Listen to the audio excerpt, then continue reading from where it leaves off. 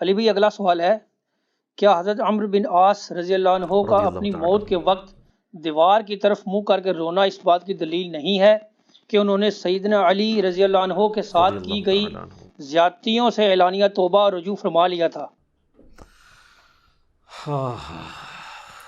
کاش ایسا ہی ہو، ہمارا بھی حسن ظن ہے. حضرت عمر ابن عاص رضی اللہ تعالیٰ عنہ، یہ عربی میں جب عمر لفظ لکھا جاتا ہے نا تو یہ واو کے ساتھ لکھا جاتا ہے. عمر جس طرح لکھا جاتا ہے اسی طرح عمر بھی لکھا جاتا ہے، لیکن عربی اس میں فرق کرتے ہیں، اس کو لکھتے ہیں عمرو. وہ اردو میں لوگ پڑھ رہے ہوتے ہیں نا عمرو، یہ عمرو عیار کی کہانیاں، وہ لفظ بھی ڈیوائس بیسیکلی حضرت عمرو بن عاص سے ہوا ہے، کیونکہ برین ان کا بہت تھا. اچھا، لیکن وہ لفظ ہی غلط ہے. لفظ عمرو تو کوئی لفظ ہی نہیں ہے، لفظ ہے امر. لکھا ہوتا ہے عمرو لیکن اس کا مطلب واو جو ہے وہ سائلنٹ ہوتا ہے، اور واو کا مطلب یہ ہے کہ آپ نے اسے پیش کی بجائے زبر سے پڑھنا ہے، عمر کی بجائے پڑھنا ہے امر. تو حضرت عمر بن عاص رضی اللہ تعالیٰ عنہ، یہ آپ سمجھ لیں کہ قریش مکہ، مشرکین عرب کے تھنک ٹینکس میں سے تھے.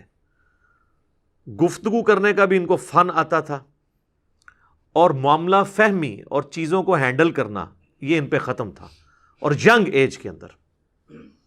اس کا اندازہ آپ اس بات سے لگائیں کہ جب مسلمان ہجرت کر کے نجاشی کے پاس چلے گئے تو مشرکین عرب نے اپنا سفیر بنا کر جس شخص کو بھیجا کہ وہاں پہ جا کے ایک عیسائی بادشاہ سے مقدمہ لڑ سکے اور نعوذ باللہ مسلمانوں کو وہاں سے دوبارہ ملک بدر کروایا جائے، تو جس شخصیت کا انتخاب کیا وہ عمر بن عاص تھے. اس وقت ظاہر ہے وہ مسلمان نہیں ہوئے تھے. بہرحال وہاں پہ پھر قرآن کی طاقت کام آئی. حضرت علی کے جو بھائی تھے جعفر بن ابی طالب، انہوں نے سورہ مریم کی جب تلاوت کی نجاشی کے دربار میں، تو پھر اللہ تعالیٰ کی گفتگو کے سامنے بڑے سے بڑا بھی کوئی سفیر ہو، اس کی زبان کا اثر تو پھر ختم ہو جاتا ہے. تو نجاشی کی حالانکہ عمر بن عاص سے بڑی پرسنل دوستی بھی تھی، یہ بڑے ان سے تحفے بھی ان کے لیے لے کے گئے، وہ تحفے بھی اس نے واپس کر دیے. اس نے کہا بھائی لے جاؤ، تم سونے کے اگینسٹ بھی ان کو تولو نا تو میں تب بھی تمہیں یہ واپس نہیں کروں گا. ٹھیک ہے. پھر زمین سے اس نے تنکا اٹھا کے کہا کہ یہ جو سورہ مریم میں حضرت عیسیٰ کا سٹیٹس آیا نا کہ وہ اللہ کے بندے تھے، اللہ کی قسم عیسیٰ ابن مریم ایک تنکے کے برابر بھی اس سے زیادہ ان کا مرتبہ نہیں تھا جتنا تم نے بیان کیا ہے. یعنی اس میں ہم غلو نہیں کر سکتے کہ انہیں ڈیوینٹی میں کلیم کر دیں. یہ سمجھدار لوگ تھے. یہ وہاں سے مایوس ہوئے. اسی دوران صلح حدیبیہ بھی ہو چکی تھی، مسلمانوں کی پاور تسلیم ہو چکی تھی. تو حضرت خالد بن ولید اور عمر بن عاص یہ دونوں بڑے جگری یار تھے. ایک بڑا بہترین پلانر تھا اور دوسرا بہت بڑا جنگجو تھا. تو صلح حدیبیہ کے بعد نا ان لوگوں کو اندازہ ہو گیا کہ اب اسلام کا گراف اوپر ہی جا رہا ہے. شرح صدر بھی ہو گیا. خالد بن ولید کا ایک بھائی تھا ولید ابن ولید، وہ مسلمان پہلے ہی ہو چکا ہوا تھا. تو وہ بھی کچھ اثر تھا خالد بن ولید کے اوپر کہ وہ اتنا بزدل تھا اور مسلمان ہونے کے بعد اتنا وہ طاقتور ہو گیا کہ اس نے مشرکین عرب کے قافلے لوٹنا شروع کر دیے. تو وہ اپنے دوستوں میں فخر کرتے تھے، حالانکہ ہے دشمن تھے لیکن کہتے تھے یار بہادر تھے پھر نکلے ہے نا میرا بھرا. یہ سارا کچھ نا عمر سیریز کے اندر انہوں نے فلمایا ہوا ہے. تو حضرت عمر بن عاص جو ہیں وہ سمجھدار آدمی تھے. انہوں نے سمجھ لیا، خالد بن ولید سے ملاقات ہوئی اور بائی چانس وہ حبشہ سے آ کے مدینہ شریف جا رہے تھے اسلام قبول کرنے، اور یہ مکے سے مدینہ جا رہے تھے. راستے میں ملاقات ہو رہی اور دونوں ایک دوسرے کو بتانے کے لیے تیار نہیں ہو رہے کس لیے جا رہے ہیں. لیکن پھر جب گپ شپ ہوئی تو اندازہ ہوا، تو حضرت خالد نے کہا کہ بھائی مجھے لگتا ہے کہ یہ اللہ کے پیغمبر ہیں، اللہ کی غیبی تائید ہے ان کے ساتھ. تو عمر بن عاص کہتے ہیں کہ مجھے بھی لگتا ہے ایسا ہے. تو پھر کیا ارادہ ہے؟ تو کہتے ہیں ہم ان کی بیعت کر لیتے ہیں، اسلام قبول کر لیں. تو پھر انہوں نے اسلام قبول کیا. پھر نبی علیہ السلام نے ان کے ساتھ بڑی شفقت بھی فرمائی. کئی ایک چھوٹی مہمات کے اوپر بخاری مسلم میں آتا ہے کہ عمر بن عاص کو آپ نے کسی ایک خاص لشکر کا امیر بھی بنا کے بھیجا. اور پھر سیدنا عمر کے دور میں جنگ یرموک کے اندر بھی یہ جو بڑے بڑے چند کمانڈر جو تھے حضرت ابو عبیدہ ابن جرح کے ساتھ، ان میں عمر بن عاص بھی شامل تھے. جنگ یرموک انہوں نے لڑی ہوئی ہے، رومن امپائر کے خلاف جو فیصلہ کن جنگ تھی. اس کے بعد پھر جب مصر کے فتح کرنے کی باری آئی تو مصر کے اوپر تو حضرت عمرو بن عاص کو ہی بھیجا تھا حضرت عمر نے، تو یہ فاتح مصر بھی ہیں۔ سعد ابن ابی وقاص فاتح ایران ہیں، اور یہ ہے فاتح مصر۔ اور جنگ یرموک میں بھی ابو عبیدہ ابن جرح کے ساتھ یہ رہے ہیں رضی اللہ عنہم اجمعین وعلیہم السلام اجمعین۔ تو یہ ان کی زندگی کے اندر یہ اتار چڑھاؤ والا معاملہ رہا، لیکن پھر وقت گزرنے کے ساتھ پھر بعض اوقات انسان کے اوپر ایسے معاملات زندگی میں آ جاتے ہیں، ہم کیوں بار بار بات کرتے ہیں کہ ربنا لا تزغ قلوبنا بعد اذ ہدیتنا وہب لنا من لدنک رحمہ انک انت الوہاب، آمین۔ ڈر تو لگا رہنا چاہیے ہر وقت۔ وہ مشہور حدیث جو بخاری اور مسلم دونوں میں ہے، میں یقین کریں جب بھی وہ حدیث پڑھتا ہوں نہ کانپ اٹھتا ہوں۔ عقبہ بن عامر کہتے ہیں کہ نبی علیہ السلام نے اپنی وفات سے 1 مہینہ پہلے غزوہ احد کے شہداء کے قبرستان میں جا کے نماز جنازہ پڑھی، اور وہیں پر ہمیں خطبہ دیا۔ اچھا، اس حدیث کے اینڈ پہ بڑے دردناک الفاظ ہیں۔ عقبہ بن عامر کہتے ہیں یہ آخری دفعہ میں نے نبی علیہ السلام کا دیدار کیا تھا، اس کے بعد میں نے حضور کو کبھی نہیں دیکھا۔ عقبہ بن عامر کہتے ہیں یہ والا جو خطاب ہوا تھا غزوہ احد کے شہداء کے اوپر، تو اس میں آپ علیہ السلام نے فرمایا کہ دیکھو مجھے اپنے بعد تم سے یہ خطرہ نہیں ہے کہ تم شرک میں مبتلا ہو جاؤ، مگر مجھے ڈر ہے کہ تم دنیا کے مال میں پھنس جاؤ گے، پھر ایک دوسرے کو قتل کرو گے جس طرح اگلی قوموں نے کیا، اور تم بھی تباہ و برباد ہو جاؤ گے جس طرح اگلے۔ یہ پچھلے دنوں میری ایک ویڈیو بھی ریکارڈ ہوئی ہے، مجھے تم سے شرک کا خدشہ نہیں، یہ حصہ نکالا ہوا ہے اس میں سے۔ سر اس حدیث میں جو سوز و گداز تھا وہ آپ کو سمجھ ہی نہیں آیا وہ کیا تھا۔ بخاری مسلم کے الفاظ ہیں، عقبہ بن عامر کہتے ہیں رسول اللہ ہم سے یوں گفتگو کر رہے تھے جس طرح آپ مردوں اور زندوں دونوں کو الوداع کہہ رہے ہیں، اور آپ فرمایا کہ میں اس وقت بھی اپنا حوض کوثر سامنے دیکھ رہا ہوں، یعنی اللہ تعالیٰ نے آپ کو وہ سب کچھ سامنے دکھا دیا، اور میں تمہارا پیش رو ہوں، میں آگے جا رہا ہوں، تم نے میرے پیچھے آنا ہے۔ آپ ڈرا رہے تھے، تو اور وہی ہوا کہ نبی علیہ السلام کی وفات کے بعد پھر دنیا کی محبت کے غلبے کی وجہ سے بنو امیہ نے جو کام کیے، اور پھر جنگ جمل صفین اور نہروان، یہ ایک دردناک چیز ہے۔ یوٹیوب پہ میری کئی ایک ویڈیوز اس کے اوپر ریکارڈنگ ہے۔ اس حدیث میں بہرحال یہ آپ چیز نوٹ کریں کہ نبی علیہ السلام نے یہ خطبہ مسجد نبوی میں دینے کی بجائے قبرستان میں کیوں دیا ہے؟ اس کی 2 ریزنز تھی۔ اس لیے کہ وہ قبرستان تھا غزوہ احد کے میدان میں، جہاں پر ایک واضح فتح مال غنیمت سمیٹنے کی وجہ سے شکست میں بدل گئی تھی، حالانکہ رسول اللہ موجود تھے، لیکن دنیا کی محبت کے تھوڑے سے غلبے نے رسول اللہ کی موجودگی کی بھی پرواہ نہیں کی اللہ نے، اور فتح کو شکست میں بدل دیا۔ تو آج تو رسول اللہ موجود بھی نہیں ہے، ہمیں آپ کی دعاؤں کا بھی وہ حصہ نہیں ہے جو صحابہ کو نصیب تھا صلی اللہ علیہ وآلہ وسلم رضی اللہ عنہم اجمعین۔ اور دوسرا نبی علیہ السلام یہ میسج دینا چاہ رہے تھے کہ غزوہ احد میں وہ لوگ اس قبرستان میں دفن ہیں جنہوں نے محنتیں کی ہیں، اور پھل ملنے سے پہلے ہی وہ اسی فقر کی زندگی میں دنیا سے چلے گئے۔ حضرت حمزہ ابن عبد المطلب نے تو اسلام کا گولڈن پیریڈ نہیں دیکھا نا، ان تو قربانیاں دی ہیں نا۔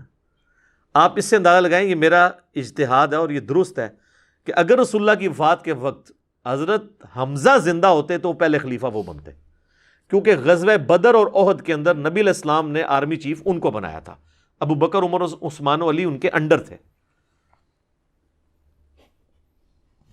تو حمزہ بن عبد المطلب تو شہید ہوئے احد میں، ان کی لاش کا مسئلہ ہوا۔ نبی علیہ السلام نے یہ بھی میسج دیا کہ یہاں پہ، اور پھر وہاں تو اتنی دردناک حدیثیں ہیں بخاری مسلم میں کہ کفن کے لیے بھی کپڑا نہیں تھا، سر چھپاتے تھے تو پاؤں ننگے ہو جاتے تھے کہ یہ صاحب کے، پھر گھاس ڈال کے ایک قبر میں کئی مردے دفنائے گئے۔ تو نبی علیہ السلام یہ بھی میسج دے رہے تھے، کیونکہ آپ کو تو اللہ نے دکھا دیا نا۔ اسی حدیث بخاری مسلم میں آتا ہے کہ اللہ تعالیٰ نے زمین کے خزانوں کی چابیاں مجھے دے دی ہیں، اور جو بریلوی کہتے ہیں کہ حضور ہی سب کچھ بانٹ رہے ہیں، خدا کا نام ہے۔ اور میرے بھائی وہ بخاری مسلم میں باقی حدیث میں موجود ہے، وہ زمین کے خزانے رومن اور پرشین امپائر کے خزانے ہیں جو صحابہ نے فتح کرنے تھے، بیت المال میں آ کے جمع ہونے تھے۔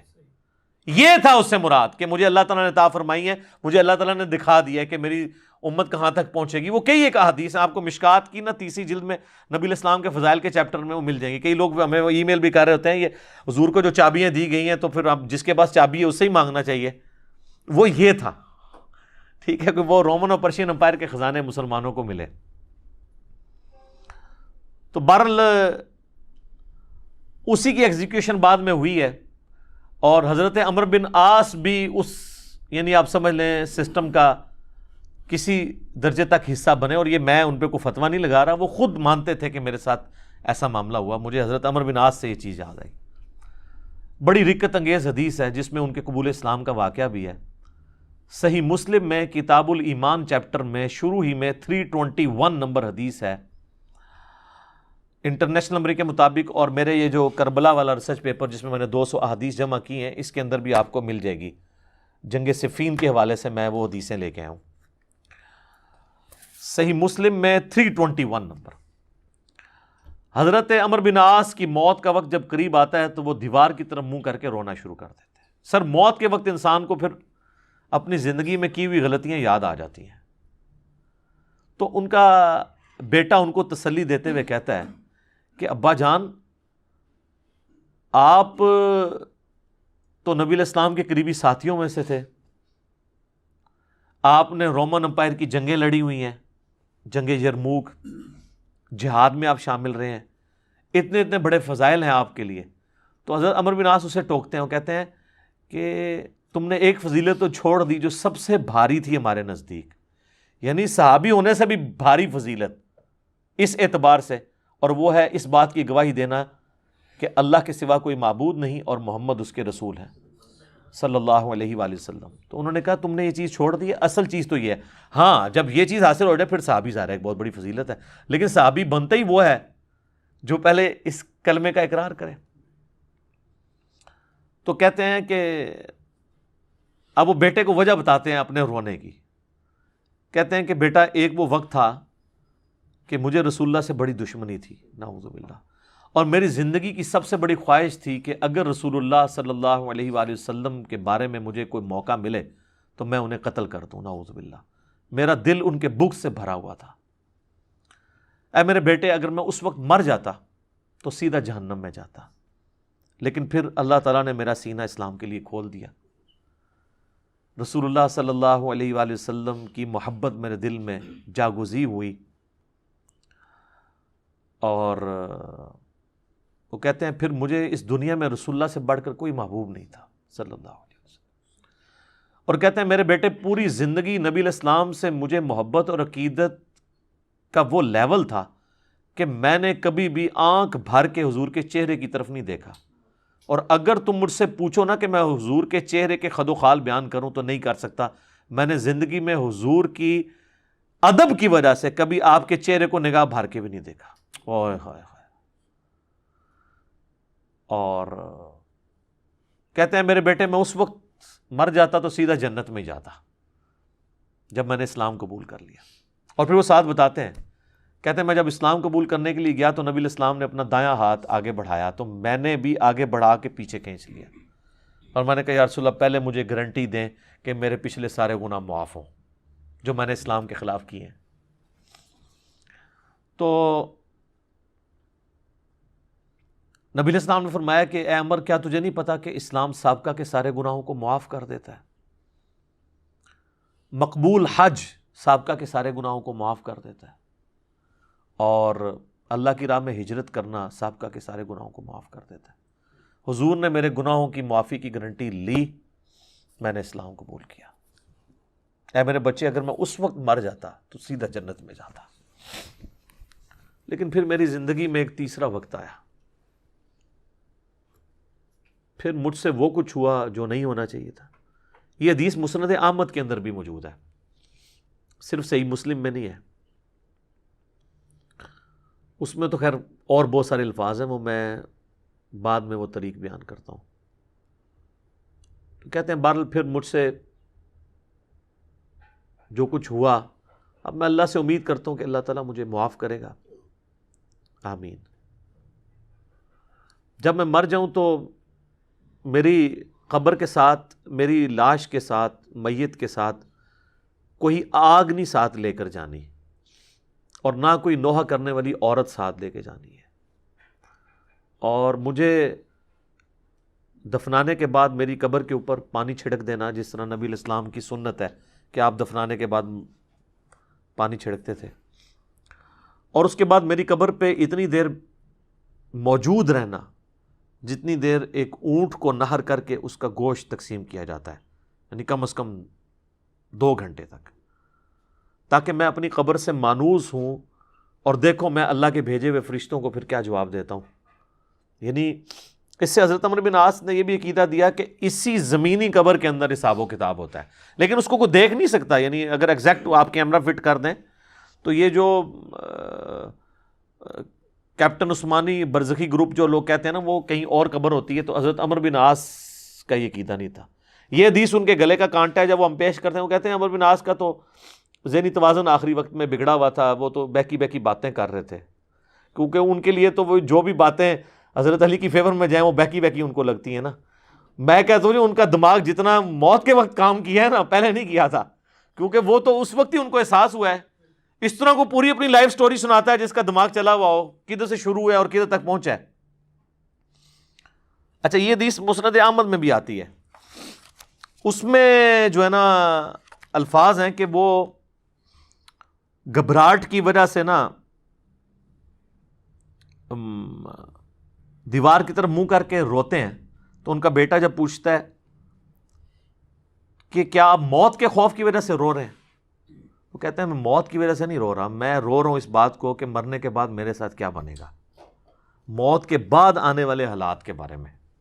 یہی تو سر ہم آپ کو کہہ رہے ہیں کہ مرنے سے پہلے اے مسلمان کر لے اس پہ غور، کتابوں کا خدا اور ہے، بابوں کا خدا اور۔ اچھا، ایک اور طریقہ ہے مسند امام احمد میں اس کے ساتھ ہی کہ موت کے وقت جب انہیں گھبراہٹ ہوتی ہے نا تو وہ دیوار کی طرف منہ کر کے زاروں قطار روتے ہیں، تو ان کا بیٹا کہتا ہے کہ ابا جی آپ رو رہے ہیں، آپ کو تو نبی الاسلام اتنی محبت کرتے تھے، آپ کو ذمہ داریاں دیتے تھے، آپ نے جنگیں لڑیں، آپ نے رومن امپائر کے خلاف جنگ یرموک لڑی، تو حضور کو تو آپ کو بڑی اہمیت دیا کرتے تھے۔ سر اس پہ آپ ذرا جواب سنیں عمرو بن عاص کا۔ وہ کہتے ہیں اللہ کی قسم مجھے پوری زندگی یہ بات معلوم نہیں ہو سکی کہ حضور مجھ سے واقعی محبت کرتے تھے یا صرف تالیف قلب کے لیے، میرا دل رکھنے کے لیے مجھے کبھی کو پوسٹ دے دیا کرتے تھے۔ لیکن 2 بندے ایسے ہیں جن کے بارے میں دل سے گواہی دیتا ہوں کہ رسول اللہ اپنی وفات تک ان سے محبت کرتے تھے، ایک ابن سمیہ عمار ابن یاسر، اور دوسرا ابن ام عبد عبداللہ ابن مسعود۔ اب عمار بن یاسر ان کو کیسے بھول سکتا تھا، عمار کو تو مارا ہوا تھا انہوں نے صفین کے اندر۔ تو وہ کہہ رہے ہیں کہ حضور مجھ سے محبت کرتے تھے نا، تو مجھے نہیں لگتا کہ وہ اندر سے کرتے تھے یا میرا دل رکھنے کے لیے، بعض اوقات بندہ کسی کو oblige بھی کر دیتا ہے نا تعریف قلب کے لیے، لیکن 2 بندے ایسے تھے میں کہتا ہوں کہ حضور واقعی ان سے محبت کرتے تھے، ابن سمیہ اور ابن ام عبد۔ پھر عبداللہ بن مسعود کے بارے میں اور عمار بن یاسر کے بارے میں جب انہوں نے یہ بات کی نا تو ان کا بیٹا کہتا ہے کہ پھر انہوں نے دیوار کی طرف منہ کر لیا اور زاروں کے تار رونا شروع کر دیا، اور پھر ساتھ ساتھ یہ بول رہے تھے کہ اے اللہ تو نے ہمیں جن باتوں کا حکم دیا ہم نے وہ کام چھوڑ دیے، اور تو نے ہمیں جن چیزوں سے منع کیا تھا ہم وہ کام کرتے رہے، اب تیری مغفرت کے سوا کوئی چارہ نہیں ہے۔ اور پھر ان کا بیٹا کہتا ہے کہ بس یہی جملے وہ پڑھتے رہے کہ ان کی روح پرواز کر گئی۔ آخری ان کا کلام یہی تھا کہ اللہ جو جن کاموں سے تو نے روکا وہ ہم کرتے رہے، اور جن چیزوں کا تو نے حکم دیا ہم اس کی مخالفت کرتے رہے، تیری مغفرت کے سوا اب کوئی چارہ نہیں ہے۔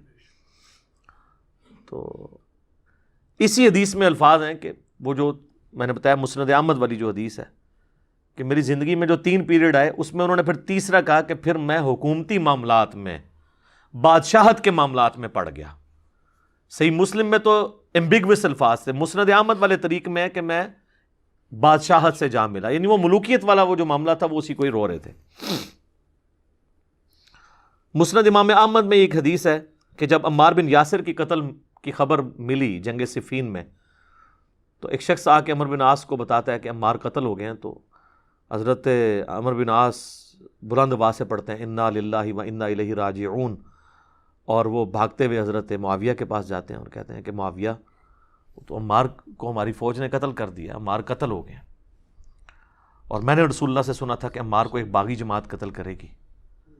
تو حضرت معاویہ بجائے یہ کہ رجوع کرنے کے، عمر بن عاص کو کہتے ہیں کہ تو اونٹ کی طرح اپنے پیشاب میں پھسلتا ہے، یعنی تجھے خود یہ اس حدیث کا پتہ ہے اور تو خام خواہ اس کا چرچا کر کے لوگوں کو بتانا چاہ رہا ہے کہ علی حق پہ ہے اور ہم نہ حق ہیں، ٹھیک ہے؟ تو ہم نے اس کو مارا ہے، اس کو تو علی نے مارا ہے، نہ علی لاتا اس کو اور نہ وہ جنگ کے اندر قتل ہوتا ہے، یہ تو علی نے لا کے ہمارے نیزوں کے آگے اسے پھینکا ہے، نعوذ باللہ۔ اتنی باطل تعویل کی۔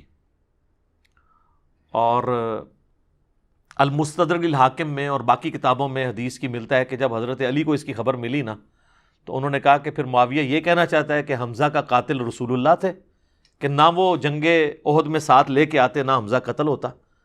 تو جو شخص جس کی فیور میں قتل ہو رہا ہوتا ہے وہ تو اس کا قاتل نہیں ہوتا، مخالف ہی قاتل ہوتا ہے۔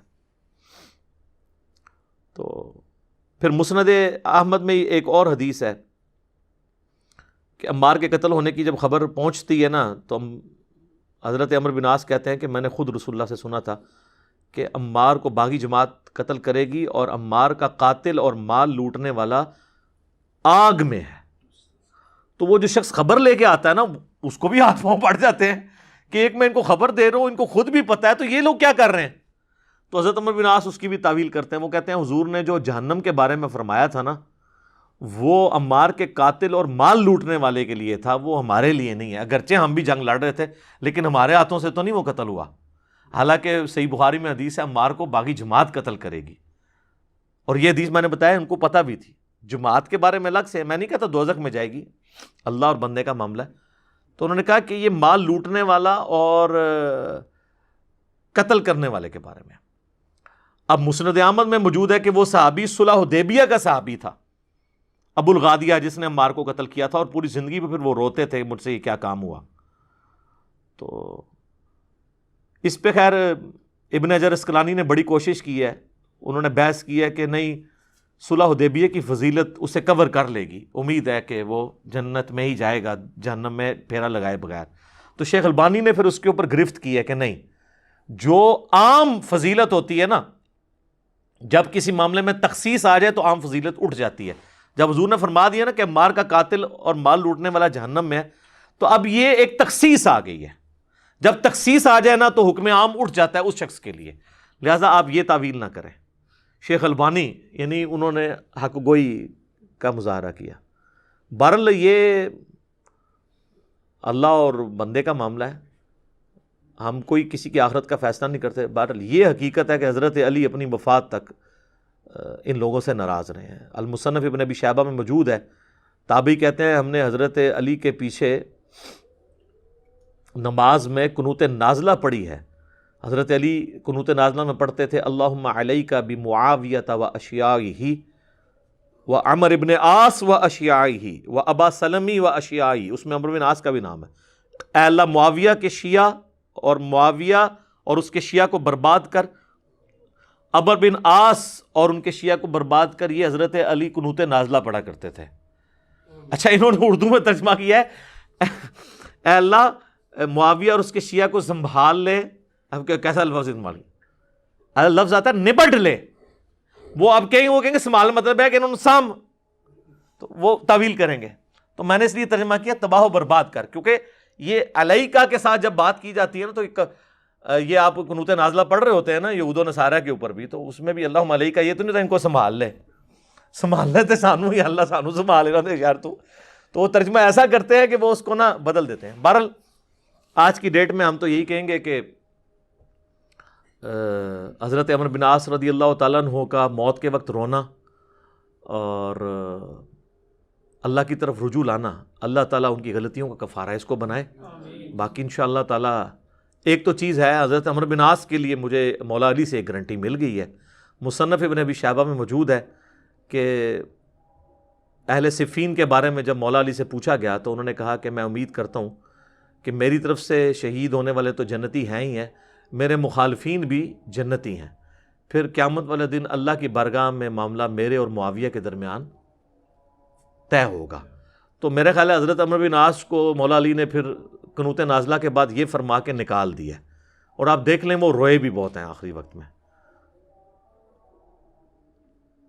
میں ویسے جب بھی یہ حدیث پڑھتا ہوں پھر عمرو بن عاص کے لیے میرا دل نرم ہو جاتا ہے کہ انہوں نے مرنے سے پہلے اللہ کی طرف رجوع لائے ہیں رضی اللہ تعالیٰ عنہ وعلیہ السلام.